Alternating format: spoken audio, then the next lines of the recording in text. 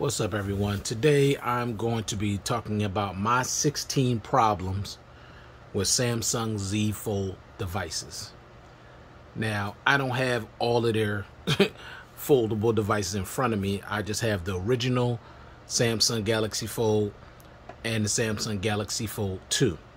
But really, from the 2 on up, very, very similar. The only difference is this doesn't have an IP rating and it doesn't have S Pen support. Other than that, it's pretty much the same device, honestly. Now with the Z Fold 4, the outer display is a tad bit wider, but that's pretty much it. There hasn't been a lot of changes with Samsung's foldable devices, nothing revolutionary. The only big jump was really from the original to this one. As you can see by the size of the screen by itself, you can see the big jump. Now, let me give you 16 reasons why I have a problem with this Z Fold line. Now, you could disagree with this. It's fine. This is my video, my rant. This is how I feel, and this is based on my opinion. Everyone's entitled to their own opinion, whether you agree with it or not. So let's get started. Number one, the price. I don't like the prices of these foldable devices. Now, I understand it's foldable technology. We're going into the 5th year with it. I understand to a point it's going to be a little expensive, but almost $2,000.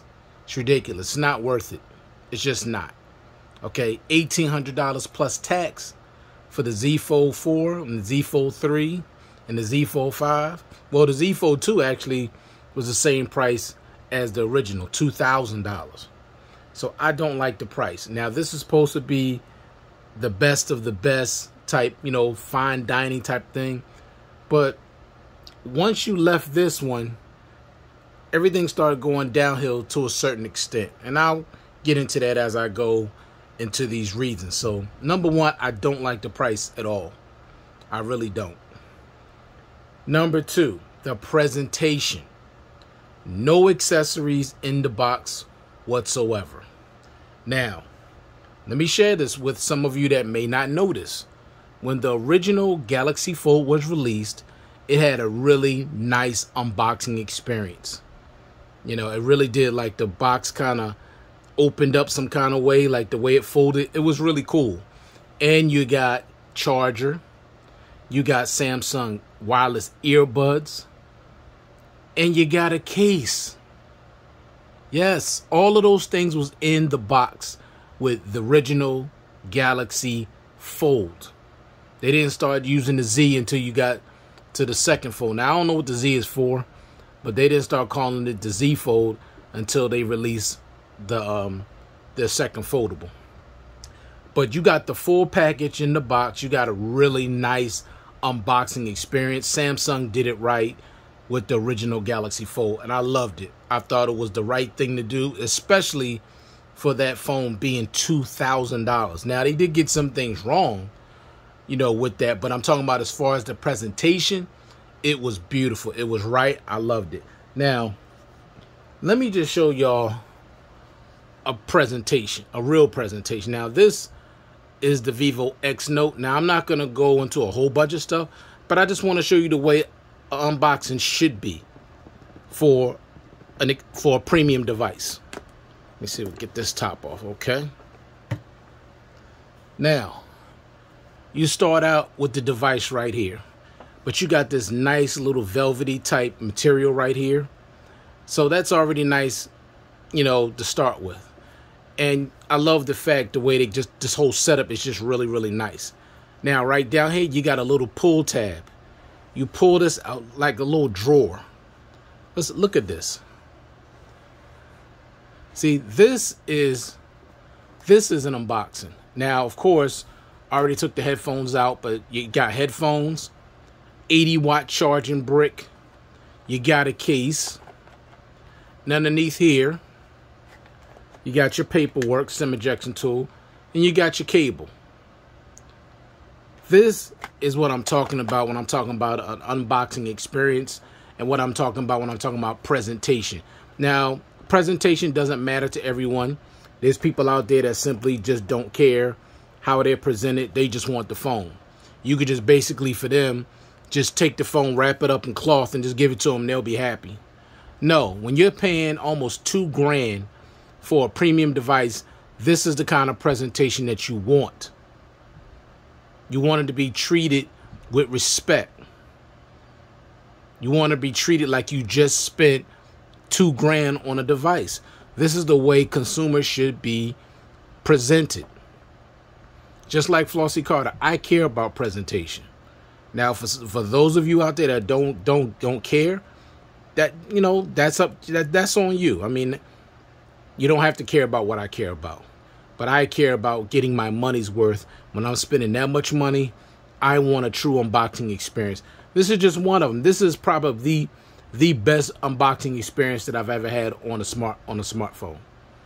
Now, I do like the ROG was nice. The original Galaxy 4 was nice. But this, by far, is the nicest because of the way you're presented. You pull this little drawer out, and all your accessories are right here. And the phone is there up at the top. I love this. Vivo did it right. They should present all their phones like this. Now, I was a little disappointed with Vivo with the X Note because you got no headphones in the original, the second one, or the third one. No headphones, and the presentation wasn't quite like this. It was a little different, but anytime you spend over $1,000, come on, you can't give me no headphones. But this is the way you're supposed to be presented. So I don't like the presentation with Samsung, and they right after this one they stopped. And the only thing I got in this box, now the box opened nicely with the Z Fold 2. I'll have to give them that. But all you got was a charging cable. No case, no wireless earbuds, no nothing. Just the charging brick. So I don't like that. Number 3, the front display is too narrow. Now, I know this is not going to be true for everybody. There's some people that actually like the dimensions of the front display. I don't. It's just too narrow. Like most of the things, I literally have to open up the device. I have to, because the front screen is just too small. Honestly, I gotta open it up. It's just too narrow for me. To do some things, it's okay, but most things when I'm trying to be able to see it, because I mean I'm older, so I'm 55 years old, so my eyes ain't what they used to be, and this front screen is just too small. Now, of course, this one was a whole lot smaller. Don't get me wrong. I mean, there was a big improvement from 1 to the 2, but it's still too narrow. And it's something that Samsung should have widened a lot more. Not to the point where it's uncomfortable, but I'm just saying, for me, it's just too narrow. Honestly. Way too narrow. And there's so many other foldable phones that are coming out with basically the phone looking like a regular phone, and then you open it up for the tablet experience. You should be able to be so comfortable with the front display that you don't have to be forced to open it up all the time.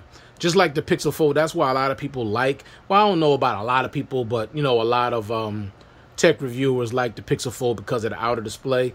Now, I don't particularly care for the inner display of the Pixel Fold because, you know, it hasn't been optimized for all the apps, a lot of black bars and all that. You know, apps don't properly fit the screen. And, you know, when it comes to software and foldable tech, nobody does it better than Samsung. They are #1 when it comes to software for foldable devices and flip devices. #1, I got to give it to them. But this is just still too narrow. Even though they widened the number 4, it's still too narrow, honestly, for me. May not be too narrow for you, but it's too narrow for me. All right, number 4, battery charging speeds. Are you kidding me? 25-watt charging? And it's like that for the Z Fold 5. They have not changed the charging speeds on this device except from the 1. This came with 15-watt charging, which I thought was a complete and utter joke, saying that this phone was $2,000. So they did up it with this one to 25 watts, but it hasn't changed since. The wireless charging is dirt slow. 10 watts, this is a joke. You know, the reverse wireless charging, 4.5, that's a joke. So 25-watt charging is just inexcusable. especially for a phone costing this much money. Should, by minimum, should be 45 watt charging, and the wireless charging should be minimum 30 watts. Reverse wireless charging, 10 watts. Think about that price, y'all. $1,800 plus tax. Number 5, no expandable storage. That was a huge disappointment with this one, but at least they gave you 512 gigs to start with. With the Z Fold 2, they cut that down to 256. I mean, the 256. Like, what the heck? You're giving me no expandable storage, and then you're going to take away 200 gigs? You give me 512 on here, and then you give me 256 the next one. Don't make any sense at all. For a phone this expensive, it should have expandable storage. I don't like that at all. Number 6, internal storage. Now, I just got finished talking about it. The original came with 512 gigs of internal storage. Everything after that, 256 is the standard. Now, what I heard, they said 512 was way too much. What are you talking about? There's no expandable storage. The phone is $2,000. What do you mean too much storage? That's ridiculous. You're not giving expandable storage. The minimum should be 512. I'm sorry. I don't care if you use up all the storage or not. I'm talking about the price. I'm talking about getting what you paid for. I'm talking about value. This every fold should be 512 gigs minimum. That's my opinion. That's what I truly believe based on that price.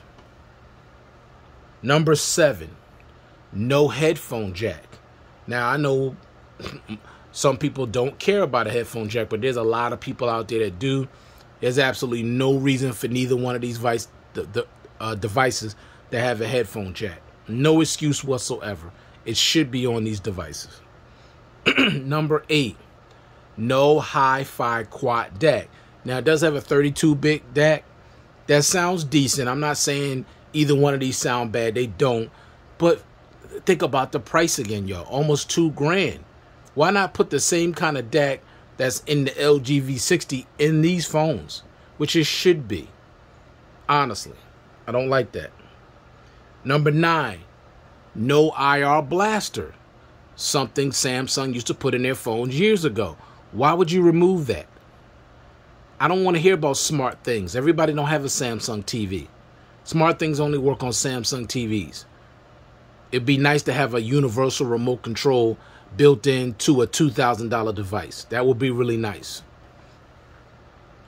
Number 10. Now, not this one particularly, but with the Z Fold 3, 4, and 5, you can't even use the S Pen on the outer display. I don't understand that. You can use it on the inner display, but not the outer display. Makes no sense at all. Number 11. No built-in S Pen. How you paying $2,000 for a device and they can't even find a way to put the S Pen in the phone? You gotta buy a S Pen separately, which is ridiculous. The S Pen should be built into the phone. Number 12, no LED notification sensor. It'd be nice to have that. You could put it right at the top. Make a little thin bezel, put it right underneath there. As soon as you get a notification, it blinks. You can see what notification it is based on the color. Be nice to have a notification LED. That would be nice. Number 13, no heart rate monitor. Now, I know some of y'all don't care about that, but that's something I care about, and something was on the Note 9, which was cool. It was right in the back near the camera. You could just rest your finger right here. They could easily put that on here, right next to the camera. No problem at all. But no, that's not even on. They had to remove that. I don't like that. Number 14, no iris scanner. Now, I'm telling you, with the Note 9, it was so cool. And like I said, I just did a video on why people are still buying the Note 9 and the LG V60. It's because they're getting value for their money. They don't feel like they're getting ripped off. They're getting all of this hardware, all of this software. Iris sensor is something I absolutely loved. I mean, I really love that feature. To be able to open up the phone with your eyes, that is so James Bond, so cool. And they just won't bring that back. And it worked flawlessly for me. I can't speak for other people if you had issues with it. And you know what's funny? I just got a comment just today on a Note 9 video, and somebody just said they just went and bought one. That phone is over 5 years old, and they're still buying them.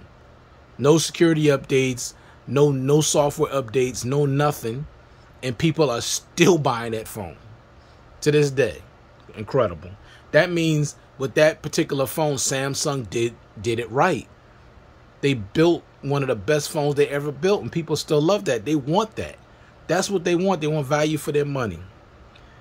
Number 15, no alert slider. Now, that's something that Samsung's never had on any of the devices. Why not put it on there? Why not give us more for our money? You know, if iPhone can do it, Vivo can do it, OnePlus can do it, why can't you put an alert slider on the side of the phone? That would be really nice. And number 16, my last rant, my last gripe. Why isn't there any flagship cameras on these devices? The same cameras that's on the S20 Ultras should be on these phones. Why? Because of that price. $2,000? No, I'm not trying to hear that these get much, just ordinary cameras. No, they should be the same cameras that's on the Ultra devices. Top tier. This is supposed to be a flagship phone. They should have S23 Ultra camera quality. I'm not trying to hear nothing less, especially for that price. You mean to tell me you're asking me for $2,000 and I can't even get the best cameras that you offer? I mean, that just doesn't make sense. And for those out there, y'all just gonna buy these phones regardless of what Samsung do, more power to you. I'm not. The only way I'm gonna get one of their Samsung's newer devices, they're gonna be dirt cheap. That's the only way I'm buying them. I ain't buying nothing at retail price. I don't, some of you feel like, you got a good trade in, they're gonna give you $1,000. More power to you. More power to you. But to me, it's not worth it. Flossie Carter just did a video on the Z Fold 5. He said he's not buying that device because he said it's not worth it. Completely not worth it. Now, of course, there are going to be a lot of tech reviews that's going to get out here and say it is worth it. You don't realize they made this change. There's no innovation with that phone. There's not a ton of changes made. No, it's not. Don't believe the hype. Don't be fooled. Don't believe in the illusion. No. It's the same phone as the Z Fold 4 for the most part. It is. No innovation on that device whatsoever. None. Does it have a 100-watt charger? No. Is the wireless charging faster? No. Is the reverse wireless charging faster? No. Does it have expandable storage? No. Does it have a headphone jack? No. Did they give you a better presentation? No. Did they put anything in the box? No. So what's so different about that phone except a newer processor? Are the speakers gonna blow you away? They got amps inside the device? No. Any LED notification sensor? No. Iris sensor? No. IR blaster? No. Alert slider? No. 5,000 milliamp hour battery? No. You're not getting none of that with the Z Fold 5. None of that. Is it IP68 water and dust resistance? No. It's not. So, look. These are the reasons why I got issues with their foldable devices. Samsung Z Fold lineup. This is why I have an issue with them. 16 reasons. You could agree with it. You could disagree with it. That's your prerogative. This is why I'm still rocking to this day the Z Fold 2 and the original Galaxy Fold. Now, like I said, this was their first try at it. They did pretty well just for this big, big thing, you know, the way where they made that with the cameras. But other than that, the speakers on here are great. The battery life is still really good. The display is absolutely gorgeous. 512 gigs of storage, and it runs like a champ. Samsung DeX, Samsung Pay. I got everything. Everything that's on the Z Fold 2, I got on the original. You know, the dock, the tab, the dock at the bottom, I got that too. So, only thing is that the hinge is not as good on here as it is on the 2. That's about it. That's the only difference. And the outer display is smaller, and of course you got some, you know, bigger bezels on the inside. But other than that, it's pretty much the same. It runs exactly the same, except this has a higher refresh rate. So thank you all for taking the time to view this content. I do appreciate it. Hope everybody out there is staying safe and staying well, and I'll check you guys out in the next one. Peace.